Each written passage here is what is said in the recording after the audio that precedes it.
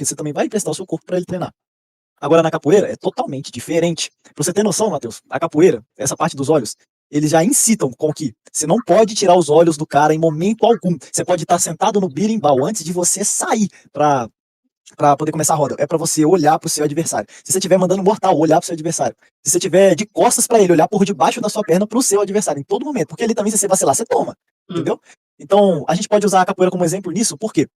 Por que o mestre manda olhar pra capoeira toda hora, olhar pro adversário na capoeira toda hora? Porque realmente, se você tiver qualquer deslize ali, você vai tomar. O capoeira ele é conhecido por ser maldoso, por ser malicioso, cara. E por isso que a gente tem que sempre estar olhando fixamente pra ele. Agora, antes de uma luta no karatê, os dois se cumprimentam. Então, nessa hora, é respeito um pelo outro. Você não precisa olhar nos olhos do cara, você só abaixa a cabeça, cara. Você só está cumprimentando, entendeu? Então, por essa falta de cultura, que o pessoal acaba meio que denegrindo isso. Tem, tipo, por exemplo, pode vir muitas outras pessoas que tiveram ensinamentos com outras artes marciais, que acaba juntando isso com o karatê também, entendeu? Sim. Mano, outra coisa também, pelo que eu vi, que o cara deu a entender aqui, ele falou assim, mano, por ver no Brasil não dá pra ter mesmo confiar no adversário.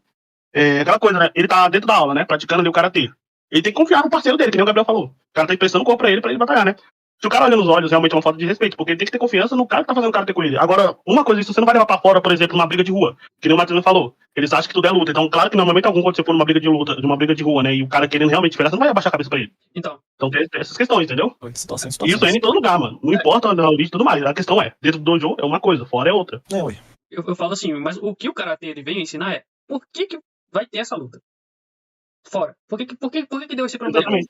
Entendeu? Por que deu esse problema fora? Já que o karatê ele te ensina a ser um cidadão que respeita os outros. E se, ele tá vendo que são ciclos, e se a sociedade ela fosse assim no Brasil também, não teria esse problema de desrespeito. Lógico que a gente não pode, como é que fala? A gente não pode, é igual no trânsito. A gente tem que dirigir por nós e pela outra pessoa também. Porque às vezes pode acontecer algum problema com ela.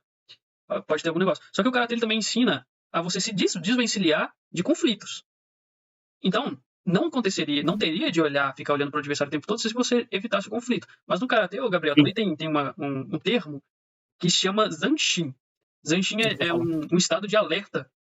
Você tem que estar em estado de alerta, ou seja, você tem que entender o que está acontecendo ao seu redor.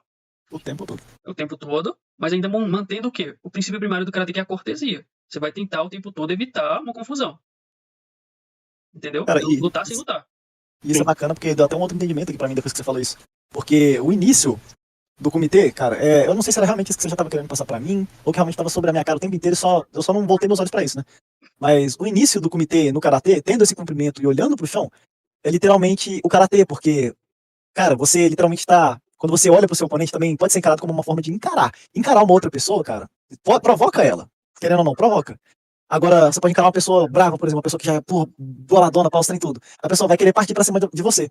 Então, esse tipo de cumprimento olhando para o chão é meio que uma educação. E lembrando aquilo que você tinha falado, por que você estava naquela luta. Então, mesmo quando você tá dentro do dojo e você cumprimenta, você estava mostrando que você estava evitando ter uma luta. Então, caraca, isso, cara... Tá vendo que são ciclos? Agora eu vou falar pra vocês. Eu falei com vocês que lá no meu serviço eu tava no elevador e na hora que eu entrei, tinha um cara falando...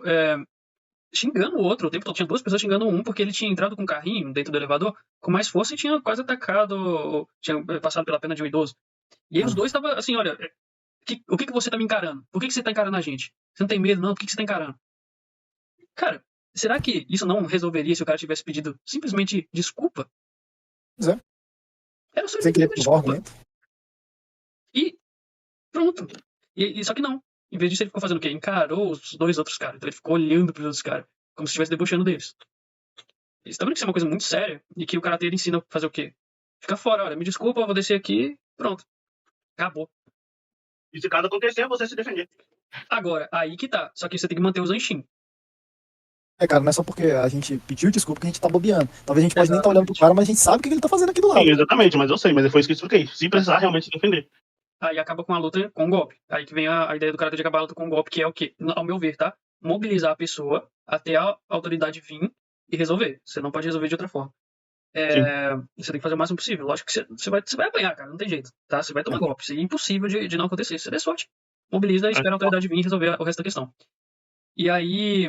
Só que isso também, lembrando, o karatê, ele tem um histórico do zen budista.